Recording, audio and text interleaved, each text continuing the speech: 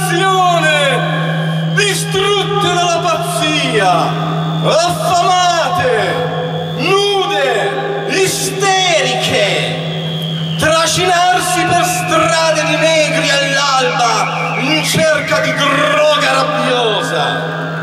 Hipsters dal Capodangelo ardenti per l'antico contatto celeste, con la dinamo stellata nel macchinario della notte. Che miseria! Stracci, occhi infossati, stavano su partiti a fumare nel buio soprannaturale di soffitte ad acqua fredda, fluttuando sulle cime delle città e contemplando jazz che mostravano il cervello al cielo sotto l'elevated.